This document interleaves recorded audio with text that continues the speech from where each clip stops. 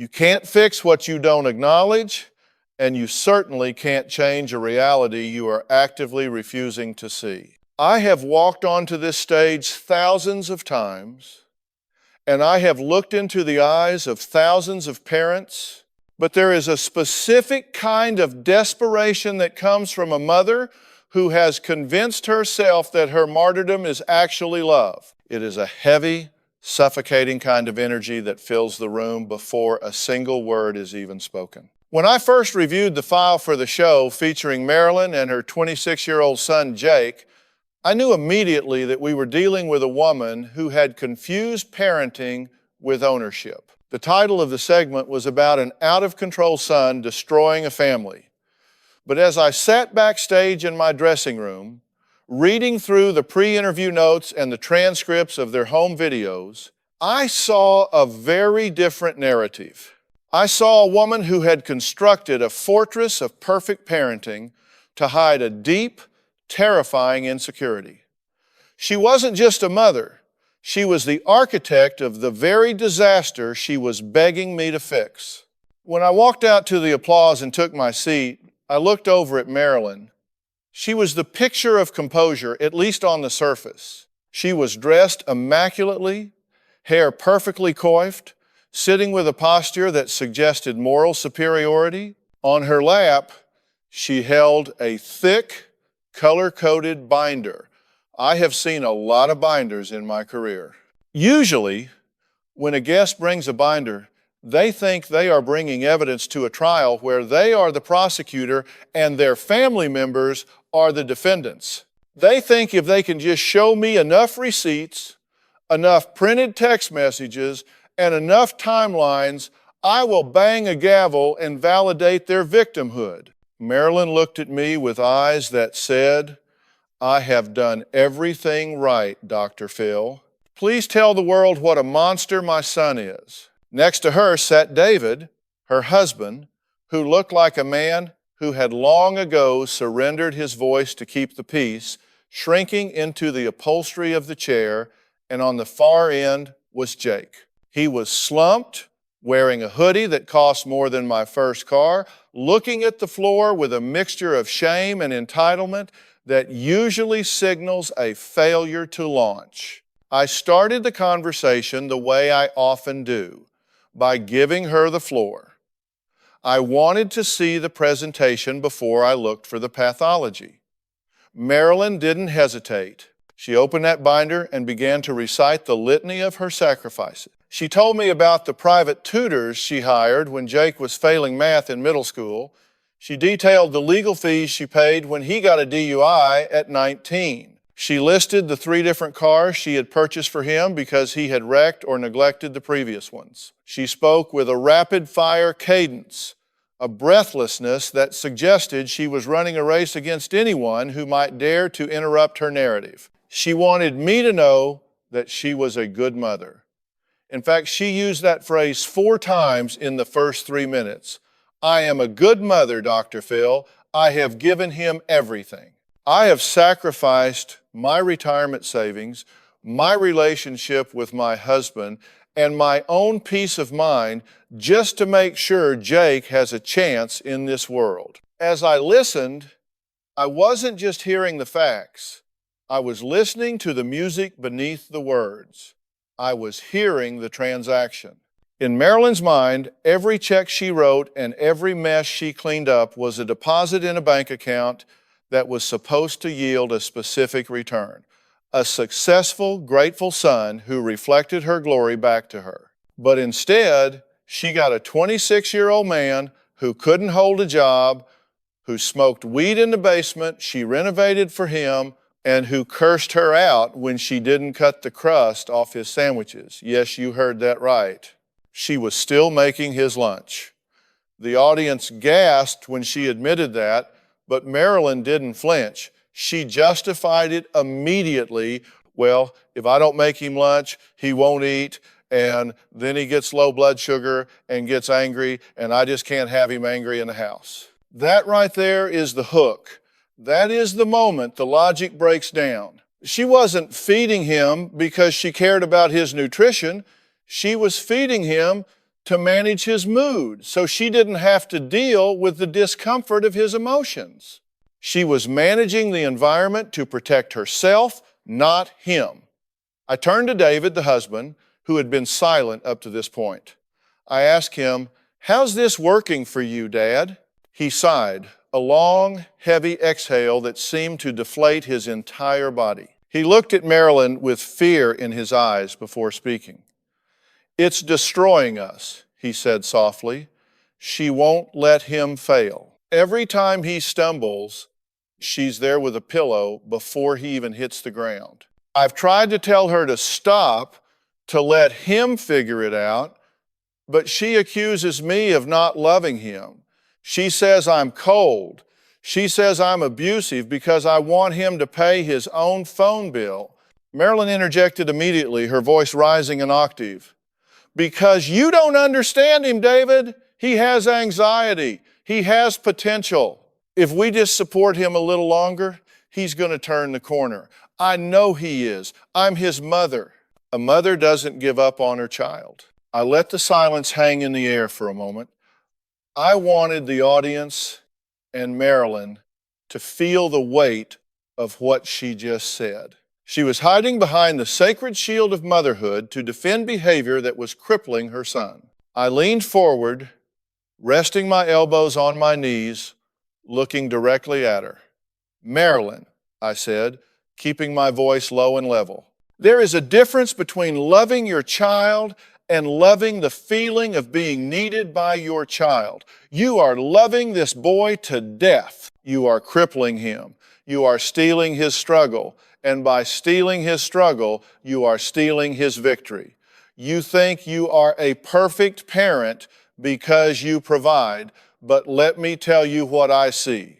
I see a woman who is terrified that if her son actually becomes independent, if he actually stands on his own 2 feet and walks out that door, she will have no idea who she is." She recoiled as if I had slapped her. The armor cracked, just a hairline fracture, but it was there. She closed the binder slightly. "That's not true," she stammered. "I want him to leave. I want him to be successful." "Do you?" I asked. "Because behavior predicts behavior. The best predictor of future behavior is relevant past behavior. And your past behavior shows me that every time he tries to stand up, you kick his legs out from under him by doing it for him. You paid his rent when he moved out for 2 months, and you went over there every day to clean his apartment. You didn't let him live on his own. You just moved his bedroom to a different zip code. That isn't independence, Marilyn. That is a satellite office of your dysfunction." We needed to go deeper. We needed to understand the backstory, the engine driving this train wreck. I turned my attention to Jake. He had been rolling his eyes and shaking his head, performing the role of the misunderstood victim that his mother had written for him. But I needed to see if there was a man somewhere inside that boy or if the atrophy was total. "Jake," I said, "you're 26. You're an able-bodied man. You have a college degree that your parents paid for. Why are you sitting here letting your mother tell the world she cuts the crust off your sandwiches? Does that feel like dignity to you?" Jake shifted in his seat, looking at his mother before looking at me. "She just does it," he mumbled. "I tell her not to. She just does it anyway. It's easier to just let her do it than to fight about it. She cries if I tell her to stop." "So you're a hostage?" I asked. "You're a hostage to her tears?" "I guess," he said. "I mean, I try to get jobs. I've had interviews, but the market is tough. And..." "Stop." I cut him off. "I don't want to hear about the market. I want to hear about you." I have a transcript here of a text message you sent your mother last week when she refused to give you $200 for video games. Do you remember what you wrote? Jake went pale. He knew what was coming. Marilyn reached for her binder again, perhaps to find an excuse for him to contextualize the abuse. But I held up a hand to stop her. I read the text aloud. It was vile. It was abusive. It was the language of a tyrant speaking to a servant. He called her names that I won't repeat on daytime television. He threatened to kill himself if she didn't transfer the money. He weaponized her worst fears against her. Marilyn, I said, turning back to her, you read that text, you cried over that text, and then 45 minutes later, you transferred the money. Tell me, how does paying a man who speaks to you like that make you a good mother? How does rewarding abuse teach him respect? She looked down at her hands, the binder sliding off her lap onto the floor. I was afraid, she whispered. He said he was going to hurt himself. I couldn't take the risk. What if he did it, doctor? Phil, what if I said no and he died? How could I live with myself? I did it to save him. You didn't do it to save him, I said, my voice stern. You did it to relieve your own anxiety. You paid him off. You taught him that abuse works. You taught him that if he threatens you, he gets paid. You are not raising a son. You are negotiating with a terrorist. And the worst part is, you think this is love. You think this makes you noble, but we need to talk about where this comes from. We need to go back to the beginning. Before Jake was 26, before he was a tyrant, we need to figure out why you feel that your value as a human being is entirely dependent on this boy needing you. I watched Marilyn's face as the question settled in. We had peeled back the first layer, the immediate crisis of the extortion via text message, but now we had to go down into the basement of her emotional history. You see, people don't just wake up one day and decide to become a doormat for their children. That behavior is learned, or it is a reaction to a deep-seated vow made long ago. When I asked her about her own upbringing, the defensive posture returned, but it was different this time. It wasn't the righteous indignation of a perfect mother. It was the trembling of a wounded child. She told me about her father, a man who was hard, critical, and emotionally absent. She described a childhood where affection was a currency that had to be earned with straight A's, clean rooms, and absolute obedience. If she wasn't perfect, she was invisible. I promised myself, she said, tears finally spilling over without the performative edge I had seen earlier.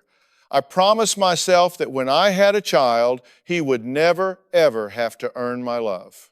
I wanted him to know he was loved just for existing. I didn't want him to feel that coldness I felt every single day at the dinner table. And that is a noble sentiment, I told her, softening my tone just a fraction because I needed her to hear this next part without putting up a wall. But Marilyn, you have confused unconditional love with unconditional approval. You have confused supporting your son with insulating him from reality. You swung the pendulum so far to the other side to avoid being your father that you created a world without consequences. Your father taught you that you were nothing without achievement. You are teaching Jake that he is everything without effort. Both of those are lies. And the tragedy is, you are raising a child who is just as ill-equipped for the world as you felt you were, but for the exact opposite reason. You felt unworthy. He feels entitled. And frankly, entitlement is a much harder cure than insecurity. I turn to David.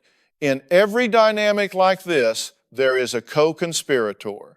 You cannot have a mother this overbearing without a father who has checked out or been pushed out. I needed to know which one he was. David, you're sitting there like a spectator at a tennis match, I said, but you live in this house. You see your wife draining the bank accounts. You hear your son screaming at her. Why have you gone silent? Why have you abdicated your role as a father and a husband? David shifted, rubbing the back of his neck. He looked at Marilyn, then at Jake, and finally at me. I tried, Dr. Phil. About 5 years ago, when Jake dropped out of college the first time, I told him he had to get a job or move out. I was ready to pack his bags. I had the boxes. And Marilyn, she turned on me. She told me I was cruel. She told me if I kicked him out, she was going with him. She slept in Jake's room on the floor for 3 nights just to prove a point. She made me the enemy. So I learned that to keep my wife, I had to lose my son. The audience was dead silent. That is a heavy admission. A man choosing his marriage over his son's well-being, but realizing that by doing so, he destroyed both. This was the escalation point. The dysfunction wasn't just about laundry or lunch crust anymore. It was about the fundamental structure of the family unit tearing apart. They were cannibalizing each other to feed the pathology.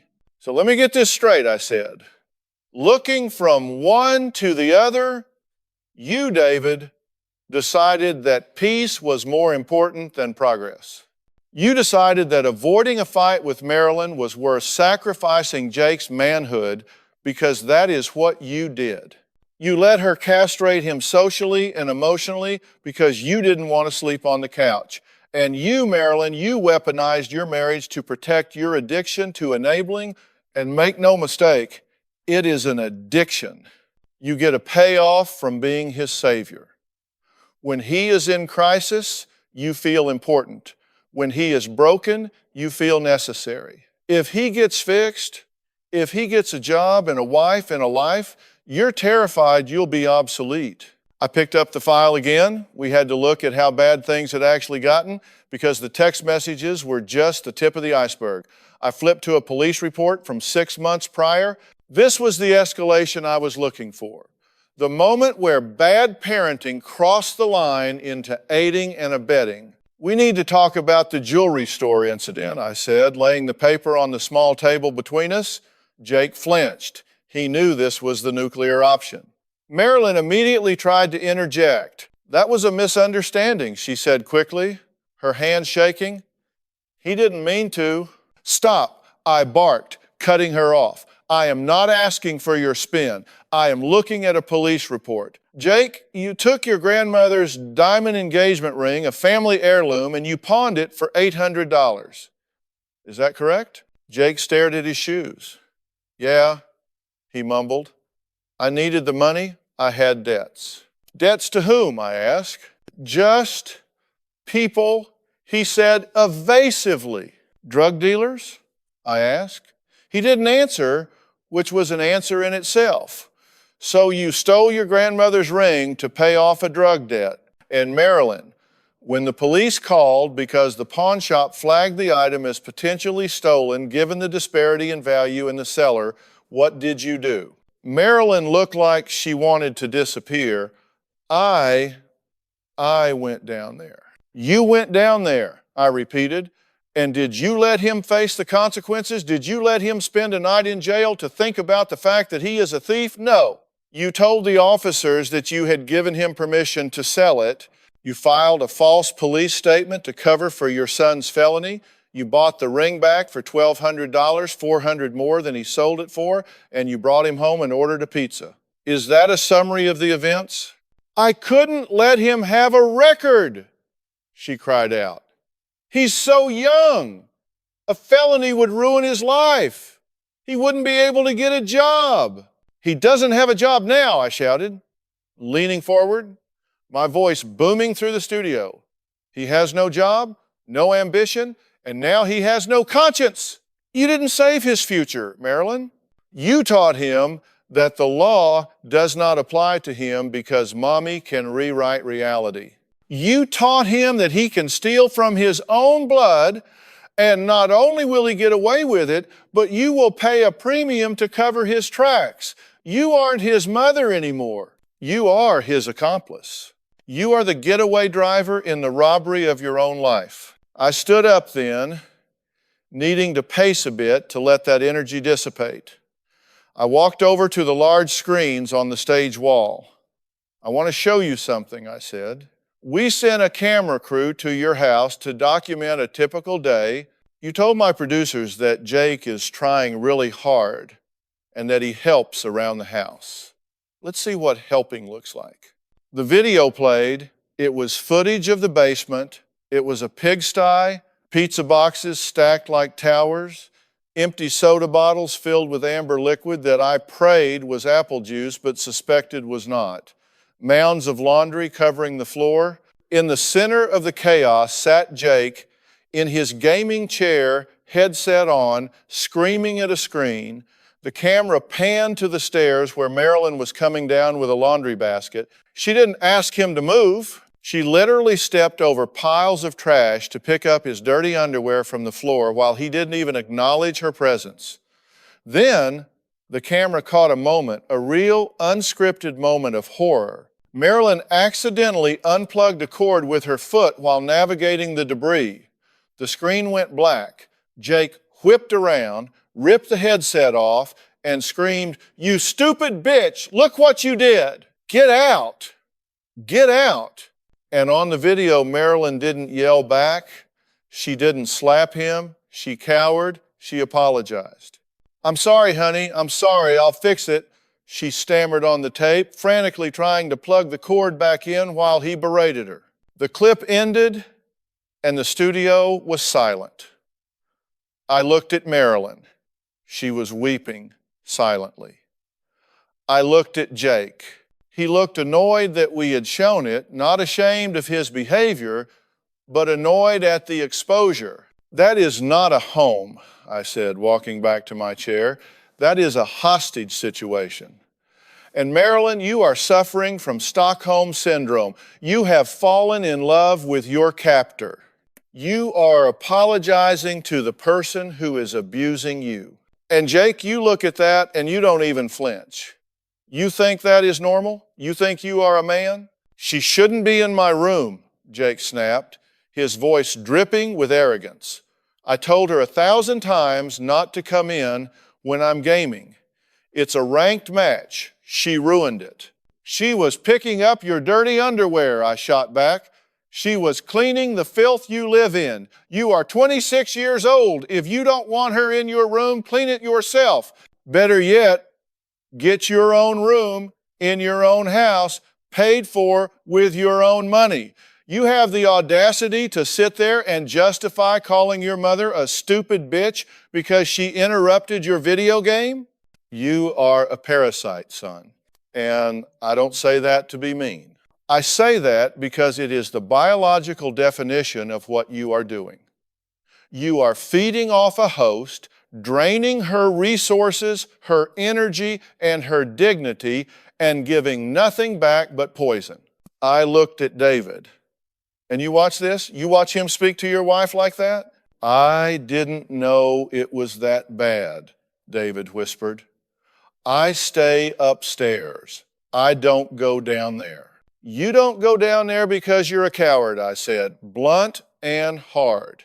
"You are hiding in the attic while your wife is being abused in the basement. You have checked out because it is easier to pretend it's not happening than to be the man this family needs. You are all sick. This entire family system is infected. And if we don't perform surgery today, right now, this boy is going to end up in prison or the morgue, and Marilyn, you will be left with nothing but a binder full of receipts for a life you wasted." The escalation was complete. We had moved from overprotective mom to criminal accomplice and abusive tyrant. The audience could feel it. The guests could feel it. There was nowhere left to hide. The binder was closed. The excuses were burned. Now, we had to see if they could survive the truth. It was time to pop the blister. We had spent the first half of the show diagnosing the infection, exposing the rot beneath the perfect family facade, but diagnosis without treatment is just observation. And I'm not here to observe, I'm here to change lives. I needed to corner Jake, not with aggression, but with a reality so cold and hard that he couldn't deflect it with his usual entitlement.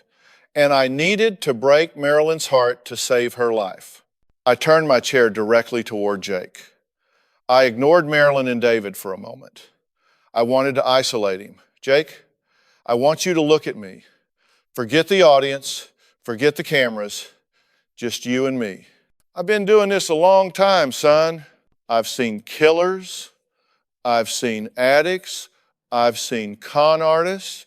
And you know what I see when I look at you? I see a frightened little boy wearing a man's costume. He smirked, a defensive reflex. I'm not frightened.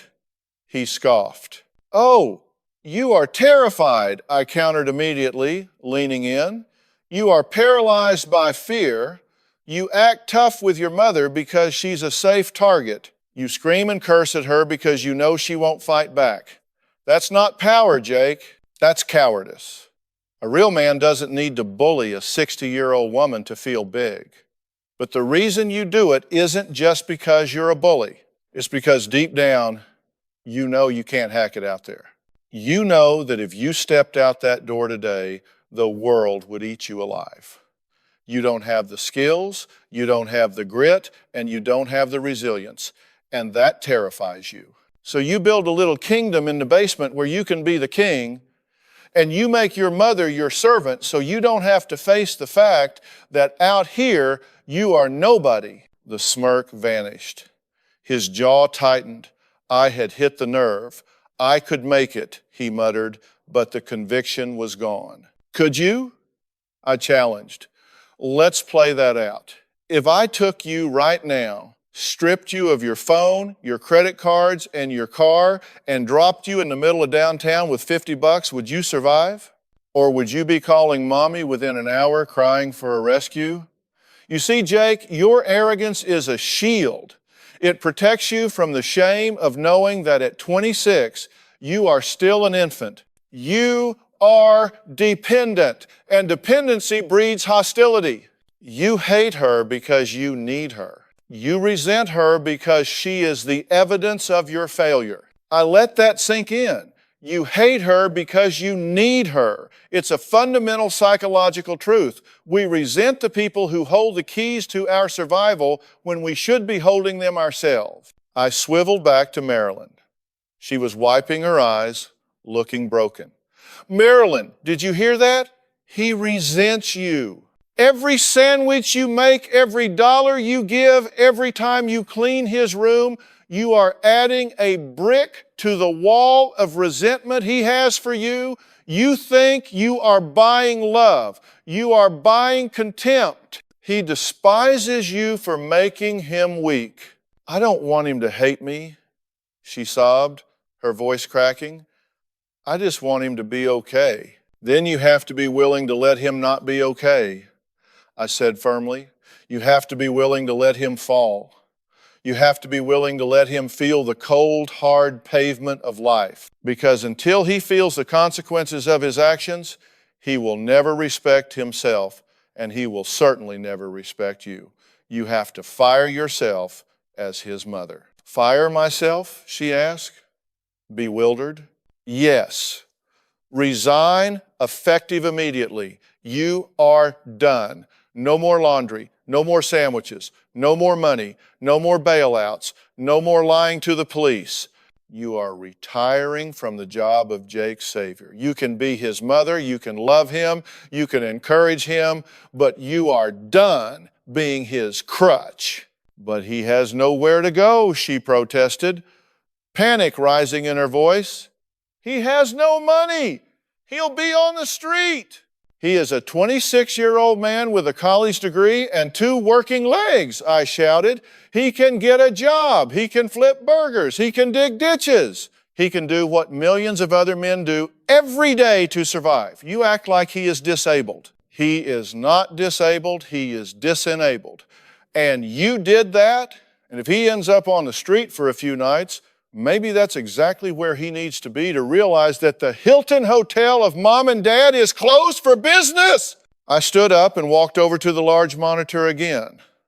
I have a contract here, I said. This is not for the show. This is for your life. It is an eviction notice. The audience gasped. Marilyn put her hand over her mouth. David sat up straighter, looking interested for the first time. It says that Jake has 30 days to vacate the premises, I explained. During those 30 days, he receives $0, 0 services. He cooks his own food. He washes his own clothes. If he abuses you verbally, even once, the 30 days become 0 days, and he is removed by the police immediately. At the end of 30 days, he is out. Period. No extensions, no excuses. I looked at Marilyn. Can you sign this? Or are you going to walk out of here and continue to help him destroy himself? She looked at the paper, trembling. She looked at Jake, who was glaring at her with a mix of anger and fear. Mom, don't do it, he hissed.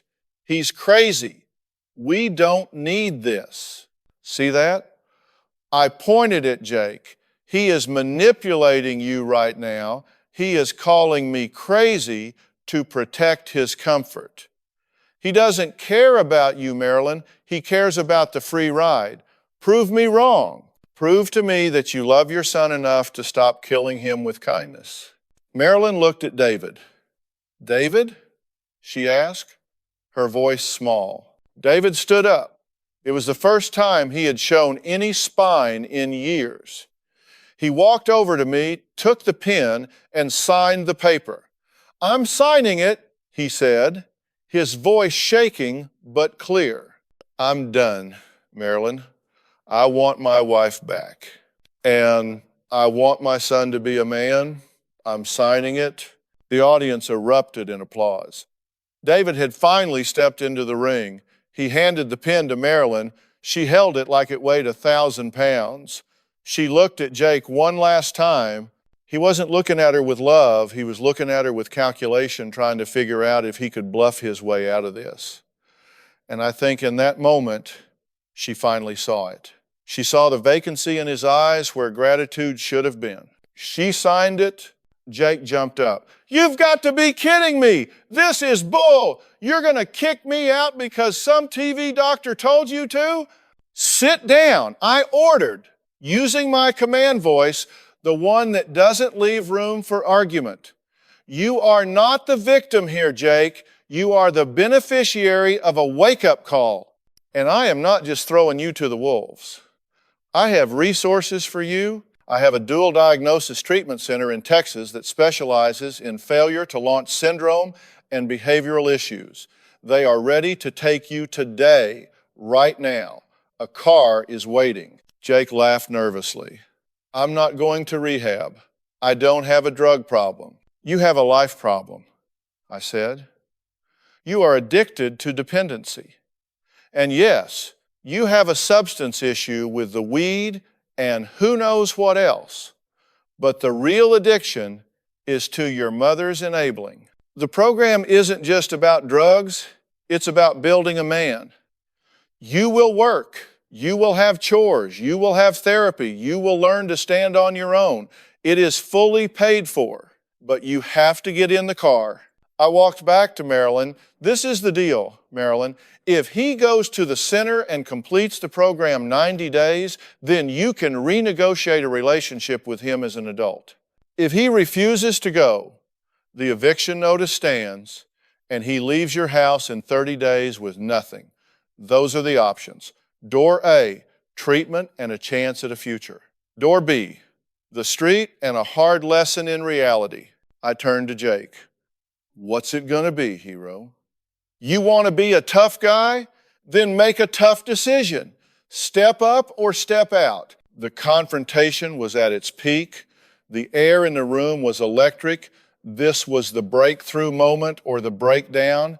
Jake looked at the exit sign. He looked at his mother, who had her face buried in her hands but was nodding in agreement with the plan. He looked at his father, who stood with his arms crossed, finally holding the line. He realized the game was over. The infinite cheat code he had been using for a decade had just been patched. Fine, he spat out. I'll go, whatever. It wasn't a graceful acceptance. It wasn't a tearful repentance, but it was a yes. And in my business, you take the yes however you can get it. Good, I said. Don't go home. Don't pack a bag. You don't need your Xbox. You don't need your hoodies. You go now, my staff will take you. I signaled to the producers. 2 large men came out to escort Jake. He didn't hug his mother goodbye. He just walked off stage, sullen and angry. Marilyn watched him go, and then she collapsed into David's arms, sobbing uncontrollably. You did the right thing, I told her gently, coming over to put a hand on her shoulder.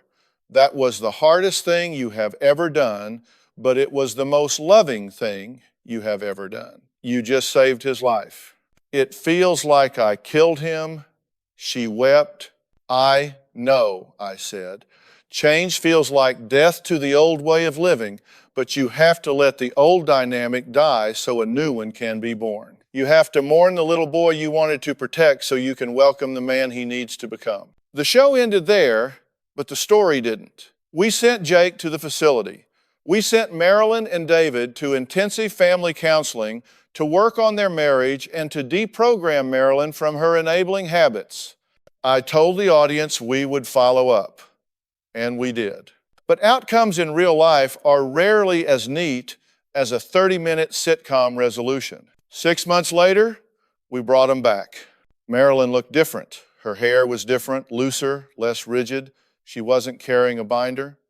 David looked 10 years younger. The gray pallor of stress had lifted. They walked out holding hands, which was a sight I hadn't seen the first time. How are you? I asked.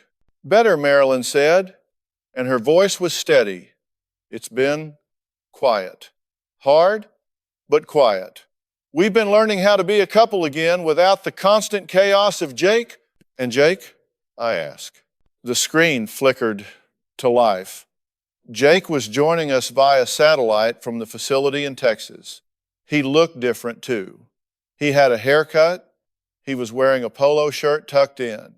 He looked heavier, healthier. But more importantly, his eyes were clear. Hello, Dr. Phil, he said. Jake, I nodded. You look like a man who's been doing some work. I have, he said. It's been hell, honestly. The first month, I hated you. I hated my parents. I tried to leave 3 times. What stopped you? The staff, he said, and the realization that I had nowhere to go. I realized that if I walked out that gate, I was literally going to be homeless. My dad sent me a letter, not a text, a letter saying the locks were changed and my stuff was in storage. He meant it. He did, I affirmed. So, what have you learned?